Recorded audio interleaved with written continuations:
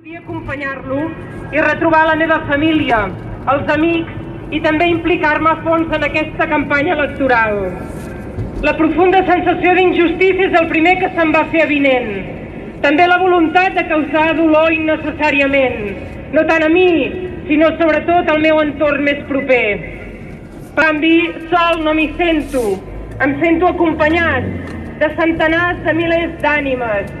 Per tots vosaltres, per cada carta, per cada visita, per cada paraula amable i per cada expressió de dignitat i de coratge. Seguiu, no defalliu mai, lluiteu amb un somriure, amb optimisme contagiós. Només la voluntat de tots vosaltres farà que un dia puguis sortir de la presó, en companyia dels Jordis i del Quim. I el 21 de desembre, tothom a votar. Quan vau fer l'1 d'octubre, a votar. Recordeu que ens amenaçaven a tota hora, que mai votaríem. Doncs vam votar, amb una lliçó democràtica que passarà a la història.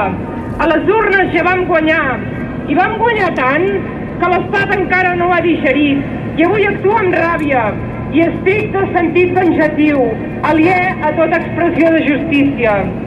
Estimeu-vos i ajudeu-vos, i voteu el dia 21. Cada vot serà un clam per la llibertat, per deixar enrere els barrots i la repressió. Mai juguen net, fan joc brut fins i tot en unes eleccions democràtiques. No juguen net. Ells no saben jugar net perquè els fa por la democràcia. I sabeu per què? Perquè saben perfectament que tornarem a guanyar. Guanyarem. Estigueu esperançats. Hem d'anar a guanyar les urnes una altra vegada i ho tornarem a fer. Tantes vegades com facin falta. De debò que... Moltíssimes gràcies dels esforços que heu fet i que esteu fent per portar-nos el vostre escalf a tot el govern, enviar des del cor d'Europa l'escalf als que encara estan a la presó. Avui, amigues i amics, avui també esteu escrivint una altra pàgina a la història d'Europa. Una pàgina defensant les urnes, com hem vist en aquest vídeo.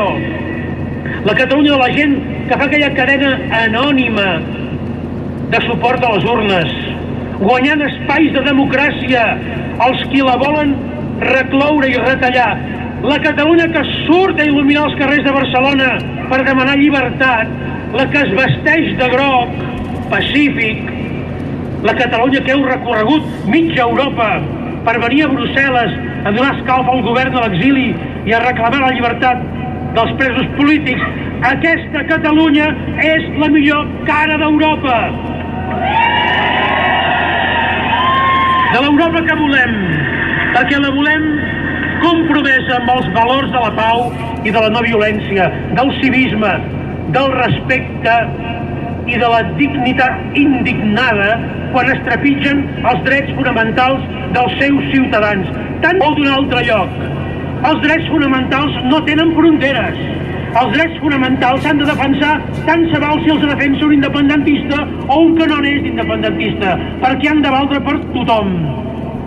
I cada vegada que algú fa servir dues vares de mesurar, i és molt a prop aquest que fa servir dues vares de mesurar d'aquest espai, són molt a prop d'aquí, cada vegada que fan servir dues vares de mesurar, no està respectant els valors fonamentals de la nostra estimada Europa. Volem una Europa de ciutadans lliures. Per això diem, amb tota la nostra humilitat, però també amb tota la nostra ambició, que des d'aquesta Catalunya mobilitzada per la llibertat i per la pau, volem i podem construir oportunitats de reforma i de progrés europeus, i que quan milions de persones ens manifestem reiteradament tants anys, una vegada rere l'altra, de forma tan pacífica i organitzada, això ha d'enorgullir Europa. Això és motiu d'orgull d'Europa, perquè és la manera com cal transformar les coses, amb la gent, amb el compromís persistint. Però quan el president de les organitzacions civils, els presidents de l'Assemblea i de l'Òmnium, organitzacions responsables d'aquestes grans mobilitzacions, són tancats a la presó, quan el govern legítim és empresonat i exiliat i l'Europa oficial es dedica a animar Rajoy en la seva repressió, aleshores és quan passen coses meravelloses com la d'avui, que en lloc d'allunyar-nos d'Europa ens empeny a apropar-nos encara més, a venir a Brussel·les i a fer sentir la nostra veu pacífica, però ferma, de llibertat, democràcia, respecte i dignitat. Et je veux adresser un message a M. Juncker, a tous ces amis... Llibertat. Presos i preses polítiques, evidentment. Sense cap mena de però. Llibertat. Presos polítics. Llibertat. Presos y presas políticas. Abandonar la prisión a aquellos políticos que reconozcan al artículo 155 y la labor que ha hecho el gobierno de España.